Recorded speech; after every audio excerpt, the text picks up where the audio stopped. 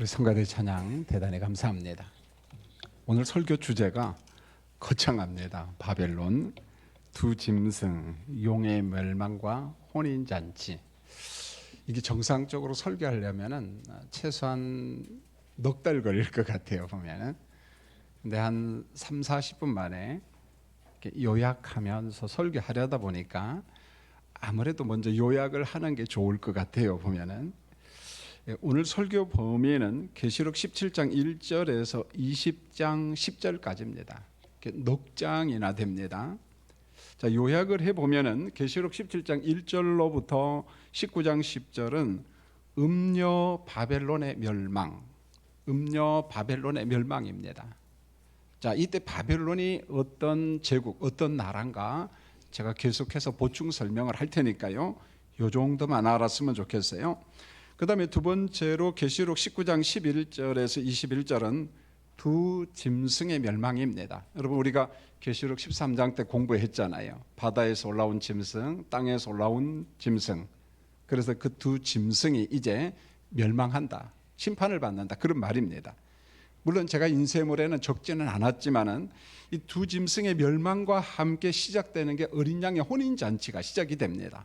그게 바로 계시록 19장에서 나오는데 어린 양의 혼인잔치가 있다, 그거 기억하시고, 그 다음에 세 번째로 계시록 20장 1절로 10절은 용의 멸망 환상입니다. 이때 용은 사탄이에요. 하늘로부터 추방당한 사탄이 멸망당하는 환상입니다. 오늘 시간이 없기 때문에 이 세 번째 이 사탄, 용의 멸망 환상 기사는 다음 주일날 조금 제가 막간을 이용해서 설명하기로 하겠습니다.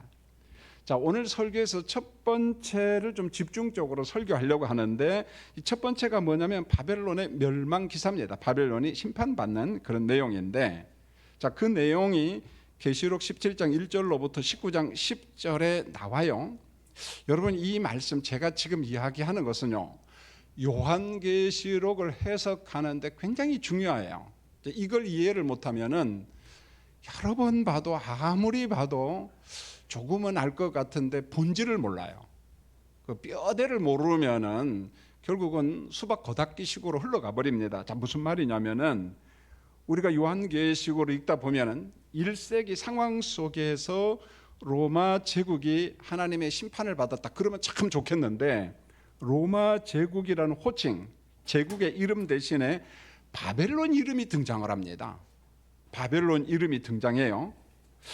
왜 로마 제국이라고는 호칭 대신에 그냥 로마 제국 그러면 좋겠는데 왜 바벨론이라고 하는 제국의 이름을 썼을까, 기록했을까, 이게 늘 궁금해요. 여러분, 성경에서 바벨론은 그렇다면 어떤 나라인가, 어떤 의미가 있고 어떤 목적을 가진 나라인가, 이걸 알아야 되겠죠. 이게 바로 계시록을 이해하는데 키워드와 같은 겁니다. 보면은요, 여러분, 구약에서 바벨론은요 어떤 나라냐면은 세상 세력을 대표하는 제국으로 등장합니다. 하나님의 반대편에서 세상의 어떤 대표, 바벨론 하면은 성경을 읽다가 하나님을 대적하는 나라, 제국, 그래서 세상을 대표하는 나라, 요 정도만 알면 되겠어요. 왜 그런 거냐면 구약 성경을 읽다 보면 이런 신학 사상이 하나 있어요. 바벨론은 세상 세력을 대표하는 나라인데, 제국인데, 하나님의 선민인 이스라엘에 회복하려면, 이 회복을 독립이라고 해도 상관없어요. 이스라엘을 회복하려면, 독립하려면은 세상의 대표격인 바벨론이 먼저 멸망해야 돼요. 바벨론이 멸망해야만이 이스라엘이 회복된다, 이스라엘이 독립한다, 이런 말입니다. 이게 바로 구약 속에 흐르는 신학의 사상입니다. 그래서 제가 인쇄물 가운데 두 성경 구절을 적었는데 이것만 봐도 성도님들이 이해를 합니다. 자, 구약의 사상을 대표하는 말씀이 이사야 21장 9절에 보면 이런 말씀이 나와요. 여러분, 다 읽지 말고 저 붉은 색깔만, 자, 스크린 보고 한번 읽겠습니다. 시작. 함락되었도다 바벨론이요. 자, 이사야 선지자가 뭐라고 이야기하냐면 함락되었도다, 멸망했다. 어디요? 바벨론이요. 이게 무슨 말이냐면은 바벨론이 멸망하면은 하나님이 선민인 이스라엘이 어떻게 된다는 거예요? 회복된다는 거예요. 독립한다, 그런 말이에요.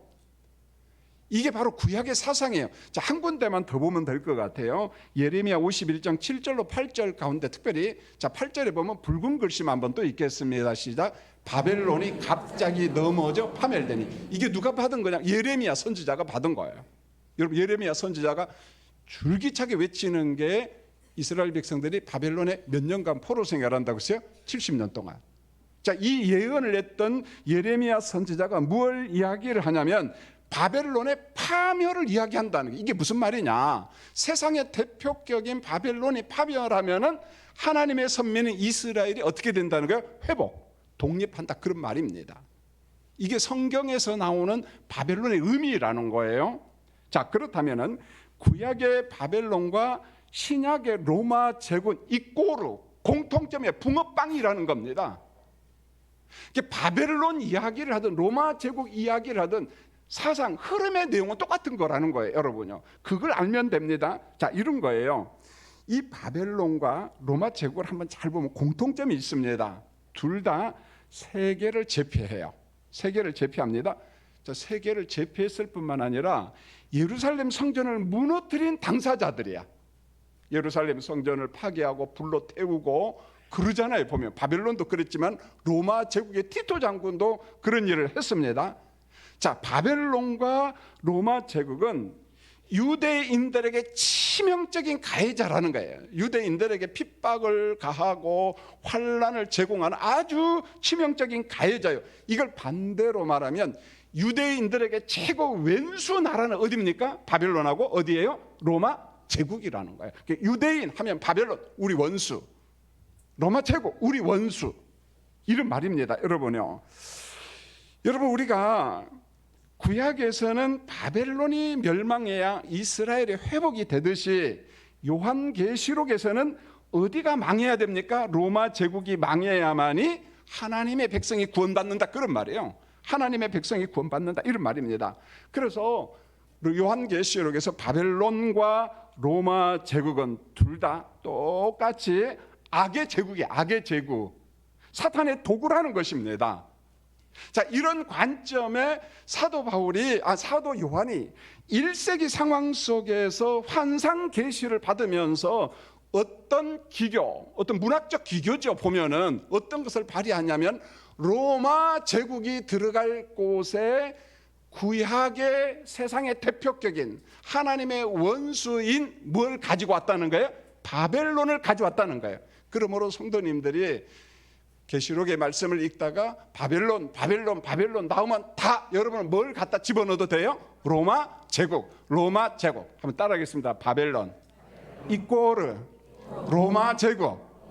이게 요한 계시록 핵심이에요. 키워드예요. 이걸 모르면은 안 돼. 성도님들이 꼭 기억하십시오. 자, 잘 알겠죠? 할렐루야. 입술이라도 벌려주세요. 좀 고개 끄덕끄덕하고. 예. 여러분, 제가 평범하게 설교한 것처럼 보이지만은요, 이걸 알기 위해서는요 보통 시간이 걸린 게 아니에요.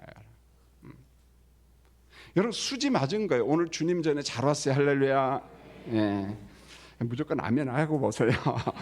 자, 계시록 이제 17장 1절을 보면은 일곱 대접을 가진 일곱 천사 중에서 일곱 천사 중에서 한 천사가 사도 요한에게 이야기해요. 사도 요한아, 와라. 뭐라고 이야기하냐면 많은 물 위에 앉은 음녀가, 많은 물 위에 큰 음녀가 앉아 있습니다. 그 음녀가 받을 심판을 보여주는 겁니다. 지금. 자, 그렇다면은 이게 도대체 무슨 말이냐는 거예요. 많은 물이 도대체 무슨 말이냐? 계시록 자체가 해석을 합니다. 계시록 17장 15절에 보면 많은 물은 뭐냐? 땅의 백성, 땅에 있는 무리들, 열국, 방언, 똑같은 말입니다. 그러니까 많은 물은 뭘 의미하냐면 세상을 의미하는 거예요. 그 세상 위에 누가 지금 앉아 있다는 거예요? 큰 음녀 바벨론이 앉아 있다는 말입니다. 여러분, 제가 이야기했어요. 바벨론 대신 뭘로 바꾸도 된다고 그랬어요? 로마 제국으로 바꿔도 상관이 없습니다, 여러분요. 그 다음에 이제 두 번째로 큰 음녀는 그럼 뭐냐?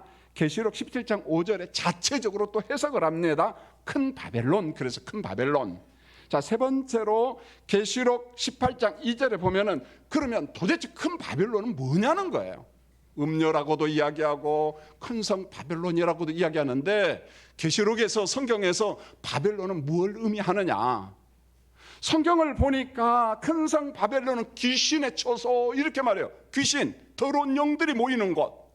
자, 여러분 요한계시록 18장 2절 자, 스크린을 보고 여러분 제가 설명을 할 테니까요. 잘 보세요. 자, 우선 읽겠습니다. 시작. 힘찬 음성으로 외쳐 이르되 무너졌도다 무너졌도다 큰 성 바벨론이여 귀신의 처소와 각종 더러운 영이 모이는 것과 각종 더럽고 가증한 새들이 모이는 곳이 되었도다. 자, 큰 성 바벨론의 무엇의 처소다? 귀신의 처소다. 이꼬로 각종 무엇이 뭐예요? 더러운 영들이 모입니다. 그 다음에 각종 더럽고 가증한 뭐가 모입니까? 새들이 모인다는 거예요. 여러분 앞에 귀신이 모인다, 더러운 영들이 모인다 알겠죠? 예? 사탄의 종들인 무리들인 더러운 귀신들 복수잖아요. 그들이 모인다는 건 알겠는데 바벨론에 더럽고 가증한 새들이 모인다 그렇게 이야기했거든요. 여러분 압니다. 여러분이 제가 조금 설명을 하면은 여러분 민수기나 레위기나 신명기에 보면은 이 먹음의 어떤 규칙이 있어요. 법칙이 그 율법입니다. 정한 음식이 있고 부정한 음식이 있잖아요. 새도 먹을 수 있는 새가 있고 먹지 못하는 새가 있습니다. 먹지 못한 새는 가증한 새라고 이야기했어요. 여러분 어떤 뭐 벽시 같은 걸 먹고 풀을 먹는 새는 정한 거예요. 먹어도 상관이 없습니다. 그런데 독수리와 올빼미, 매 같은 것은 육식새입니다. 그 짐승을 먹는 거예요. 그것은 전부 다 무슨 새입니까? 가증한 새예요. 부정한 새입니다. 그런 것은 먹지 말라 그렇게 이야기했어요. 그런데 바벨론에 모이는 새는 정한 새가 아니라 무슨 새예요? 가증한 새라는 거예요. 이 문학적 기법이에요. 가지고 와가지고 바벨론은 어떤 것이냐면 귀신들이 모이고 음란한 것들이 모이는 처소, 소굴, 거기에는 어떤 폭력적인 것도 있다는 거예요. 여러분 독수리가 짐승을 먹듯이 어떤 그런 폭력적인 문화, 그러한 것들이 모이는 것이 어디냐면 바벨론이라는 거예요. 그러니까 바벨론을 달리 말하면 하나님과 반대되는 속성들이 모이는 곳이에요. 하나님의 거룩과 반대되는 그런 것들이 모이는 거, 그게 뭐겠어요? 엄청나잖아요. 보면 동성애도 될 수도 있고 유물론도 될 수도 있고 뭐 다양한 거겠죠. 보면은요 공산당도 들어갈 수도 있겠죠. 이런 모든 것들이 모이는 곳이 어디다고요? 바벨론, 큰 성 바벨론. 그래서 그것을 음녀라고 이야기했어요. 음녀. 자, 여러분 계시록을 읽다가 큰 성 바벨론, 음녀 바벨론 그러면은 하나님의 속성과 반대되는 모든 것들이 모이는 곳. 포괄적이죠. 보면은요. 자, 계시록 이제 17장 3절을 보면은 잘 보세요. 내가 보니 여자가 음녀예요. 물 위에 앉아 있는 음녀 바벨론입니다. 여자가 뭘 탔느냐면은 붉은 빛 짐승을 탔어요. 붉은 빛 짐승을 탔어요. 짐승은 두 짐승이에요. 저 그리스도 거짓 선지자 짐승을 탔습니다. 그런데 그 짐승의 몸에 보니까 하나님을 모독하는 이름들이 가득하고 7머리와 10뿔이 있다는 거예요. 7머리. 여러분 한번 상상을 해보세요. 괴물이죠. 뭐가 있다고요? 7머리 그 다음에 10뿔. 오늘 저녁에 꿈에 나타날까 걱정이 되네요. 자, 제가 해석합니다. 짐승과 바벨론의 밀접한 관계, 적그리스도와 거짓 선지자와 사탄의 하수인인 바벨론과 밀접한 관계를 어떻게 묘사했냐면 여자가 짐승을 탔다. 자, 한번 따라하겠습니다. 여자가 짐승을 어떻게 했다? 탔다. 여자도 부정적인 존재고 짐승도 두 짐승 부정적인 존재, 전부 다 사탄의 무리예요. 사탄의 무리. 여러분 보세요. 음녀 바벨론이 두 짐승을 탔습니다. 사탄의 무리들이 다 연합했다는 거예요. 지금요. 사탄의 무리들이 연합했습니다. 그렇다면 두 짐승과 바벨론의 목표가 뭐겠어요? 여러분요. 사탄의 목표가 뭐겠습니까? 주님의 교회를 이 땅에서 파괴하는 거예요. 주님의 교회를 때려 파괴하는 겁니다. 이게 사탄의 무리의 목적이에요.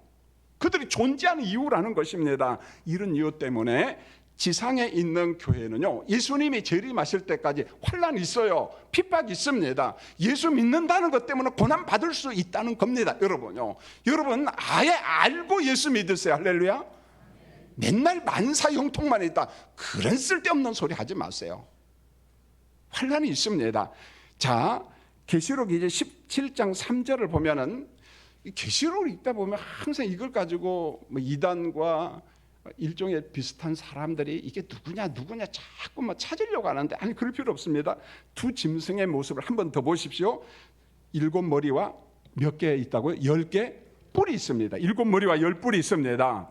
여러분, 짐승의 7머리는 10뿔은 도대체 누구냐라고, 이게 로마 제국의 어떤 왕이냐 자꾸 찾으려고 하는데 필요 없다는 거예요. 성경에 이름이 안 나와. 그럼 안 나온 대로 넘어가면 돼요. 핵심이 뭐냐? 숫자예요, 숫자. 왜요? 성경에 숫자가 나오니까.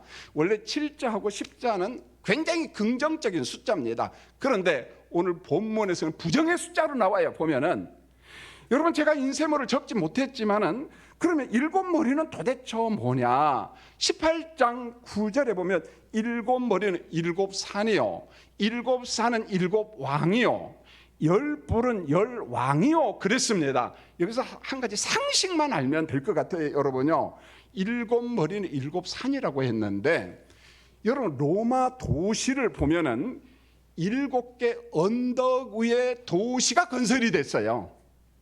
그 개념이에요. 7산이라는 말은 7언덕. 자, 그렇게 봐도 됩니다. 그러면은 7머리, 7산, 7왕, 10뿔, 10왕, 이게 누굴까 고민할 필요 없어요. 숫자만 보면 돼요. 이게 전부 다 뭐냐면 로마 제국의 문자적으로 사탄의 하수인들이라는 거예요. 바벨론이라고 해도 상관이 없습니다. 그래서 7은 완전순대, 악의 총체로 등장해요. 7. 그 다음에 10은 우주를 상징하는 숫자인데, 이 구절에 10뿔, 10도 악의 총체로 등장을 합니다. 그러니까 이 악의 총체가 역사 속에서 어떤 일을 하느냐? 계시록 17장 12절로 13절을 보면 이런 말이 나와요. 7머리와 10뿔 짐승인 로마 제국이, 제가 약속했습니다. 로마 제국 대신 무슨 나라로 바꾸도 된다고요? 바벨론. 바벨론 대신 또 뭘로 바꾸자고요? 로마 제국이요. 똑같다고 해서 붕어빵이라고 했어요. 이 꼴이라고 이야기했습니다. 이 로마 제국이, 바벨론이 얼마 동안 온 땅의 왕과 백성들을 장악한다는 환상이에요. 역사적으로 사실이잖아요. 여러분, 로마 제국의 역사는 굉장합니다. 대단했습니다. 보면은. 그래서 얼마 동안 이 사탄의 세력인 하수인인 이 로마 제국과 같은, 바벨론과 같은 존재가 등장해서 교회를 핍박하고 성도들을 박해하고, 그것은 여전히 존재합니다. 옛날에만 있었고 지금은 없다. 그렇지 않다는 거예요. 보면은. 자, 그 다음에 이제 계시록 17장 14절을 보세요. 그들이라는 복수가 나와요. 누구냐? 두 짐승과 하나님을 대적하는 세상의 왕들이에요. 그 다음에 불의한 백성들이 어린 양과 더불어 전쟁을 합니다. 어린 양. 근데 성경에 보면 어린 양은 만주의 주요, 만왕의 왕이요, 이렇게 말합니다. 어린 양이 그들을 이겨요. 이기죠. 예수가. 예수 보혈로 이미 그들 이겼어요. 패잔병입니다. 동시에 어린 양과 함께 있는 백성들, 이때 백성은 주님의 교회입니다. 성도라고 해도 상관이 없습니다. 주님의 백성들도 그들을 이겨요. 복수, 두 짐승, 음녀 바벨론, 불의한 자들을 이깁니다. 여러분, 두 짐승과 큰 음녀, 그리고 바벨론이 지속적으로 땅에서 주님의 교회를 대적하고 공격하고 환난과 핍박이 있지만은, 이미 예수께서 보혈로 그 모든 무리를 이겼습니다. 그리고 예수 그리스도의 보혈을 믿는 자는 누구냐? 이긴 자라고 이야기한 거예요. 계시록에서 핵심이 뭐냐? 여러분은 그리스도 안에서 예수 보혈을 믿는 이긴 자입니다. 이긴 자라는 거예요. 여러분요, 이긴 자. 그걸 기억하십시오. 여러분, 본문에서 왜 이 말씀을 강조하느냐는 거예요.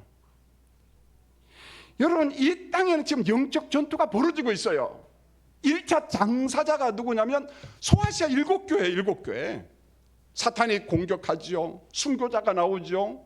예수 믿는다는 게 너무너무 어렵잖아요. 이렇게 힘들어하는 초독교회를 위로해야 되잖아요.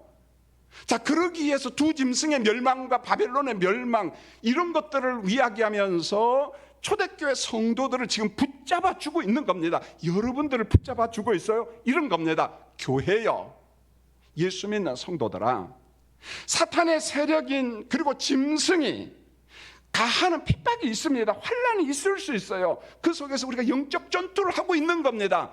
자, 우리가 영적 전투를 하고 있을 때에 우리가 환난과 핍박을 받을 때 한 가지 기억하라. 그게 뭐냐? 이겁니다.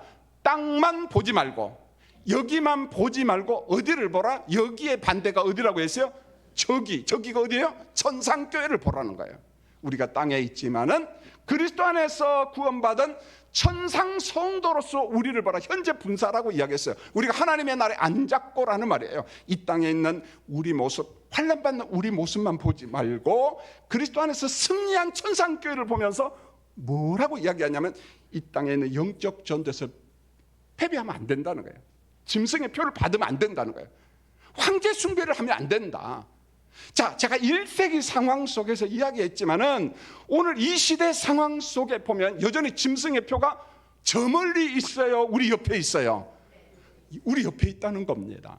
그런 문화, 바벨론의 문화, 사탄의 문화, 두 짐승의 문화, 철학, 논리, 경영 있다는 거예요.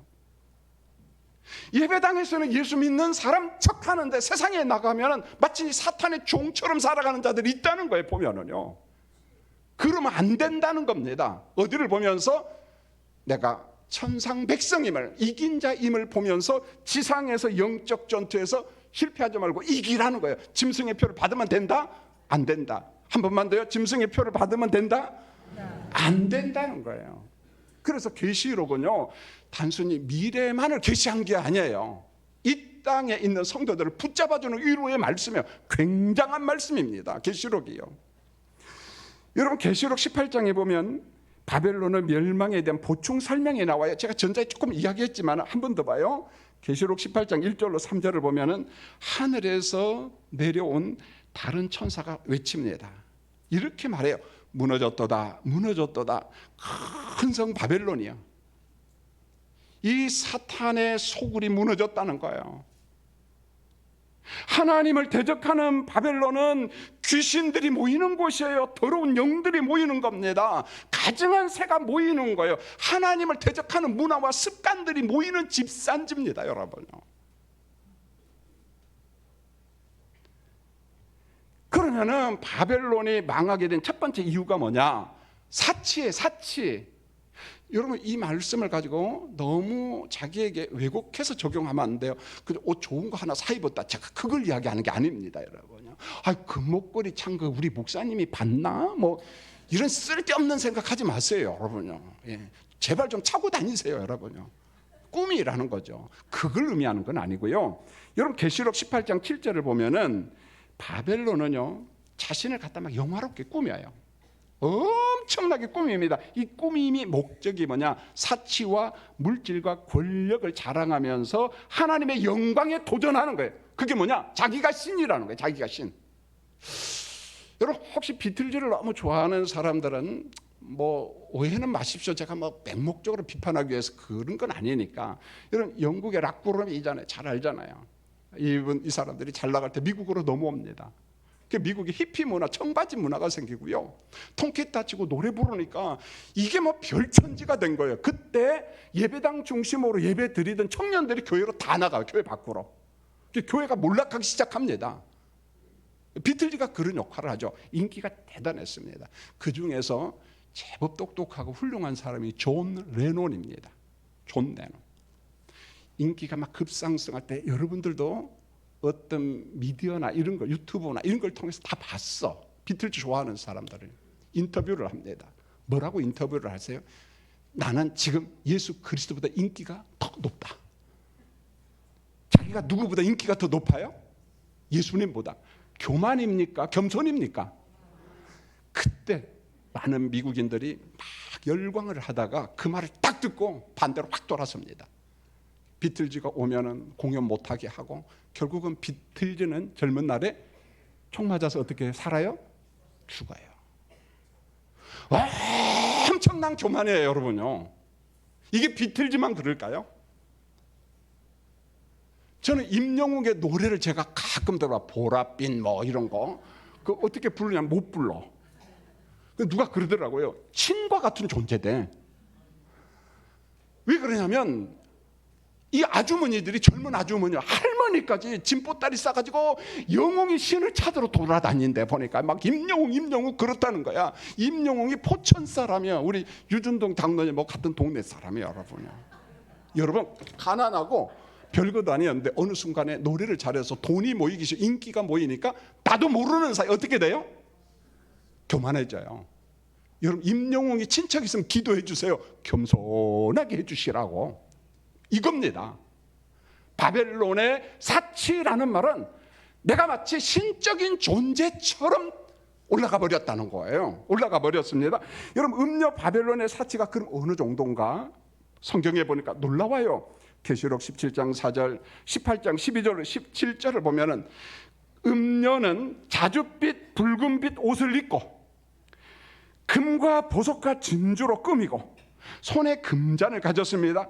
보통 사치가 아니에요. 큰 성 바벨론은요, 각국에서 모인 보석과 금과 은이 싹 다 모였어요. 전 세계 좋은 건 다 모입니다.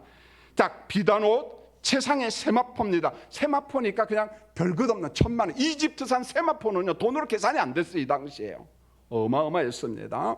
상아그릇, 최고 향료와 포도주, 철광소, 공유와 가축들과 채상품 과일들이 전 세계에서 다 어디로 왔어요? 바벨론에 왔습니다. 이 바벨론은 무엇까지 거래하는 줄 아세요? 종들과 사람들의 영혼을 거래했다. 인신매매가 벌어졌다는 거예요. 인신매매가 벌어졌어요. 여러분 사도 요한은 받았습니다. 계시록 18장 4절, 이 말씀은 그대로 오늘 우리에게 적용을 해야 돼요. 자, 여러분 읽겠습니다. 시작. 또 내가 들으니 하늘로부터 다른 음성이 나서 이르되 내 백성아 거기서 나와 그의 죄에 참여하지 말고 그가 받을 재앙들을 받지 말라. 이게 뭡니까? 내가 들으니 하늘로부터 다른 음성이 나서 이르되 내 백성아, 주님의 성도들아, 교회예요. 거기서 어떻게 해요? 나와. 따라할까요? 거기서 나와. 어디입니까? 바벨론에 바벨론. 사탄의 문화, 음녀, 그의 죄에 어떻게 하지 말라? 참여하지 말라. 그가 받을 재앙들을 너희도 받으면 된다 안 된다? 받지 말라는 거예요. 여러분 오늘 성경에서 나온 바벨론 문화라는 말은 추상적 관념을 이야기하는 게 아니에요. 지금 이 땅에 존재한다는 것입니다. 어디에? 우리 옆에 있다는 거예요. 거기로부터 어떻게 해요? 나오라, 나오라. 이 말을 사도 바울이 똑같이 이야기합니다. 고린도후서 6장 14절에 보세요. 의와 불법이 어찌 함께하며 의와 벨리알이 어떻게 함께하며 사탄의 도구인 바벨론의 음행, 간음, 사치, 교만, 배교, 폭력, 사탄의 문화, 사탄의 철학, 사탄의 논리와 어떻게 의롭다 인침받은 백성들이 함께 할 수 있느냐는 거예요. 함께 하지 말라는 겁니다. 나와라, 나와라. 이 말씀을 가장 잘 설명해 준 말씀이 창세기 39장 같아요. 보면은요. 우리가 잘 알잖아요. 보디발의 아내가 청년 요셉을 미혹했어요. 성경에 보면 날마다 동침하자고 해요. 날마다 음행하자. 이게 바벨론 문화입니다. 세상의 문화입니다. 세상의 문화가 자꾸만 요셉을 유혹할 때 요셉은 어떤 반응을 보이냐? 창세기 39장 9절을 보세요. 내가 어찌 이 큰 죄악을 행하여 하나님께 죄를 지으리까? 하나님 앞에 난 죄 지을 수 없다. 그래서 겉옷을 벗어 던져버리고 도망가 버렸어요.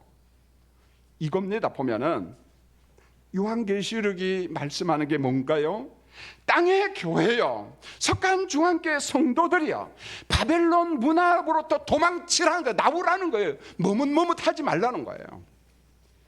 거기 있으면 안 된다는 겁니다. 성도님들이 더럽고 가증한 사탄의 문화, 귀신들의 문화, 그런 문화에서 머물러 겨루지 말고 그게 무슨 뭐 문화다, 사랑이다, 뭐다 이야기하는데 아니라는 거예요. 거기 있으면 죽어요, 여러분요. 여러분 바벨론 멸망의 두 번째 사유는 뭐냐? 성도들을 죽인 죄입니다. 핍박해서 사람들을 죽이죠. 보면 순교자가 나오잖아요. 계시록 18장 20절 24절에 보면 음녀 바벨론, 이 폭력단이 폭력 집단, 그리스도를 증거한 자를 피 흘리게 했습니다. 많은 사람이 죽었어요. 공산주의 사상 무서워요, 여러분요. 가끔 가다가 낭만적으로 사회주의 공산주의 이론을 이야기하면서 그저 전쟁을 마치 그 낭만적으로 이야기하는 사람들이 있는데, 그 수상한 사람들이요, 보면은요. 바벨론 문화에 깊이 빠진 사람들입니다. 교회를 핍박한 바벨론의 멸망은 성경은 이야기합니다. 잠시면 된다. 여러분, 이게 엄청난 위로예요. 여러분 보세요. 10절에 바벨론이요, 1시간에 내 심판이 이르리라. 바벨론은 몇 시간에 멸망한다고요? 자, 성경을 보십시오. 몇 시간이요? 1시간. 여러분 19절을 보세요. 1시간이면 또 바벨론이 어떻게 된다고요? 망한다. 이게 무슨 말입니까? 왜 1시간이냐? 10시간도 좋고 24시간도 좋은데 왜 1시간이냐? 시간의 단위는 1시간, 2시간, 3시간, 4시간 이렇게 시작이 돼요. 이게 무슨 말입니까? 그동안 바벨론은 자신들의 부귀영화, 권력, 사치 이것을 장악하고 우리는 영원히 살 것처럼, 장구할 것처럼 생각했지만은 하나님이 말씀합니다. 하나님을 떠난 사치, 하나님을 대적하는 폭력, 하나님을 대적하는 권력은 어떻게 망한다고요? 잠시. 몇 시간? 1시간. 잠시면 끝난다는 거예요. 이게 왜 중요하냐면 여러분들이 꼭 붙잡아야 돼요. 우리가 살다 보니까 불의한 게 판치잖아요. 득세하잖아요. 전 지금도 이해가 안 되는 게 북한이 왜 3대 세습이 이루어지는지 잘 모르겠어. 김일성, 김정일, 김정은. 하나님이 놔두는 것 같아요. 자, 우리가 볼 때는 80년, 100년이 지났어. 그런데 하나님 편에서 보면 그런 것들은 얼마면 몰락한다는 거예요? 1시간. 1시간이 뭐라고요? 가장 짧은 시간에. 불의한 세력이 가장 짧은 시간에 몰락한다는 겁니다. 할렐루야? 이겁니다. 그러므로 세상에서 불의한 것들이 판치고 득세할 때 거기에 현혹되지 말라는 거예요. 낭망하지 말라는 거예요. 확신하십시오. 하나님을 대적하는 불의한 것들은 잠시면 망합니다. 여러분, 이 믿음이 흔들리면은 기독교 다움이 없어져 버려요. 잠시면 몰락합니다. 여러분요. 자, 그 다음에 계시록 19장 7절로 9절에 보면요, 음녀 바벨론이 멸망하자 뭐가 시작되냐면요, 대단합니다. 어린 양의 혼인잔치가 시작이 됩니다. 어린 양의 혼인잔치가. 여러분, 혼인잔치의 주인공 어린 양 대신 예수와 그 예수의 보혈로 인침받은 거룩한 성도 신부들 아닙니까? 자, 이것은 제가 좀 이따 설명을 하겠습니다. 세마포 옷은 누가 입냐?